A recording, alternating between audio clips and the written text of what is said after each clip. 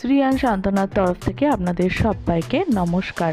আজকে শেয়ার করছি Sunday special lunch. রয়েছে গরম ভাত, সাথে লেবু, লঙ্কা, আর রয়েছে ইলিশ মাছের ডিম ভাজা, কুঁদরি, আলু আর পেঁয়াজ দিয়ে একটা ভাজা, আর রয়েছে নোটে শাক আর পাঁচমিশালি সবজি দিয়ে ইলিশ মাছের মাথা দিয়ে একটা তরকারি, আর তার সাথে আছে মুসুর ডাল, আর রয়েছে আজকের স্পেশাল মেনু ইলিশ পাতুরি, সাথে অল্প কিছু পেঁয়াজও দিলাম।